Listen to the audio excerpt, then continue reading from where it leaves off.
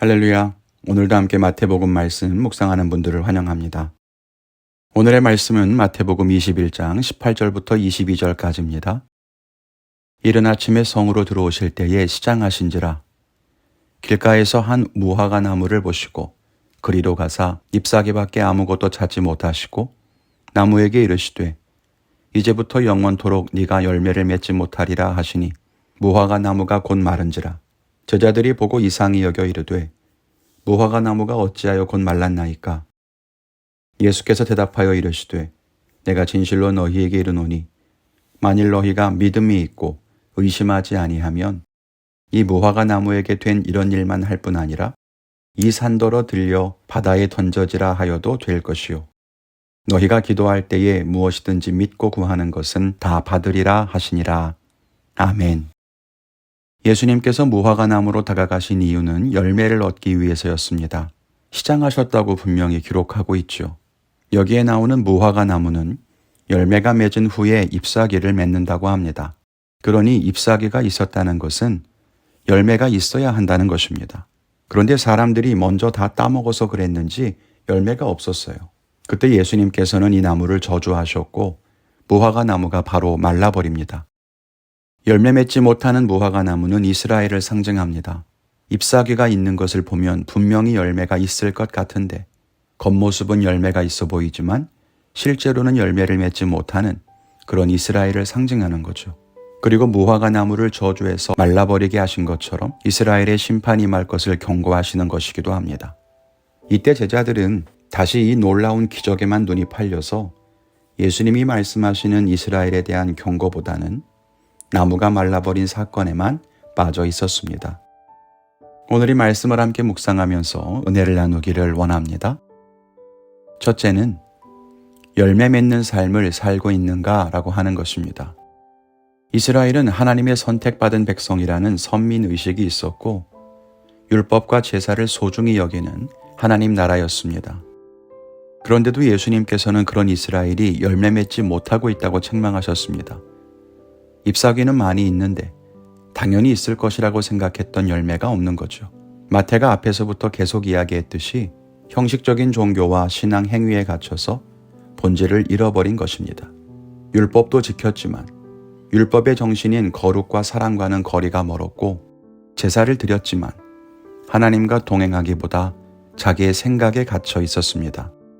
그리고 열매 맺지 못하는 신앙은 결국 죽은 신앙으로 마지막 날 하나님께 심판을 당할 것을 알아야 합니다. 우리는 신앙생활을 하면 그것이 믿음이 있는 것처럼 착각할 때가 있습니다. 교회를 다니면 예배에 출석하면 믿음이 있는 것이라고 생각합니다. 일주일에 한 번 예배를 드리다가 일주일에 2번, 3번 오면 믿음이 성장했다고 생각합니다. 과연 그렇습니까? 세례를 받고 집사가 되고 권사가 되면 혹은 헌금을 드리는 액수가 늘어나면 믿음이 늘어가는 것입니까? 그렇지 않아요. 하나님께서는 선한 열매를 맺어가고 거룩과 정결을 지키며 성실하게 하나님의 나라를 세워가는 것을 기대하십니다. 하나님을 믿는다고 하면서 하나님 나라의 모습과 거리가 먼 채 살아가는 것은 진짜 믿음이 아닙니다. 믿음은 증명되어야 합니다. 겉으로 보이는 신앙 행위뿐만 아니라 삶의 열매를 통해서 증명되어야 합니다. 사랑의 열매가 있는가? 선행의 열매가 있는가? 용서와 화해는 어떤가?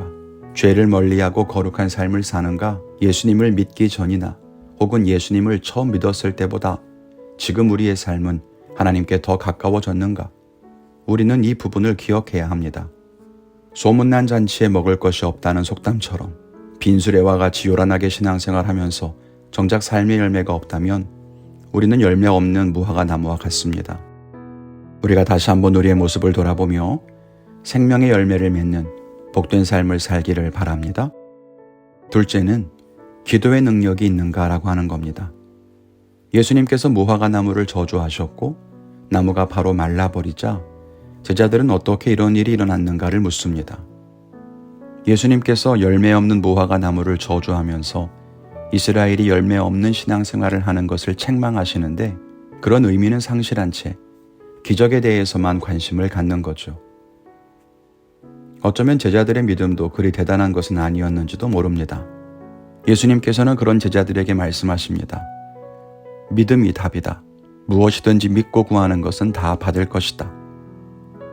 여러분, 이 말은 우리가 바라고 소망하는 것이 이루어질 것이라고 믿고 기도하면 다 그대로 될 것이다, 그런 말이라기보다는 예수님처럼 기적을 행하고 하나님의 복음을 전하는 사명 감당할 때 우리의 생각과 경험으로는 안 되는 일이라고 해도 믿음으로 기도하면 하나님께서 행하실 것을 믿어야 한다는 말입니다. 이것이 기도의 능력입니다. 기도에는 영향력을 미치는 영역이 있습니다. 어떤 사람의 기도는 자기의 인생에만 영향을 미칩니다. 지금 당장 먹고 마실 것, 자기 앞날을 위한 간구 정도지요. 조금 더 넓어지면 가정을 위해 기도합니다. 가족들을 위해서 간구하고 가족의 영혼 구원을 위해 기도합니다. 조금 더 넓어지면 교회를 위해 기도하게 됩니다. 성도들을 위해서, 목사님을 위해서 기도하죠. 더 나아가서는 이웃과 친구들을 위해 기도합니다. 그렇게 나라와 민족으로, 세계 열방으로 하나님의 나라로 확장되어 갑니다. 그런 과정에서 하나님께서는 믿음으로 드리는 기도에 응답하십니다. 그런데 예수님의 이 말씀은 복음을 전하며 예수님처럼 사명을 감당해야 하는 제자들에게 너희가 앞으로 복음을 전할 때 무엇이든지 믿고 구하면 하나님께서 기적을 행하실 것이라는 그런 의미입니다. 병자를 고치는 기도의 능력, 초자연적인 기적을 행하는 일들을 너희도 할 수 있다는 것입니다. 믿음만 있다면. 우리의 기도를 돌아봅시다. 우리는 무엇을 위해서 기도하고 있습니까? 그리고 우리의 기도는 과연 능력이 있습니까? 올 한 해 우리의 기도가 더 넓어지고 더 능력이 있기를 바랍니다. 오늘 저는 제가 기도하지 않았던 부분들을 돌아보고 하루 동안 기도하기를 원합니다. 예전에 기도 달력을 보면서 매일 기도했었는데 몇 년 동안 하지 않았던 것 같아요. 오늘은 세계 기도 정보를 보면서 세계 열방을 위해 기도하는 하루를 보내겠습니다.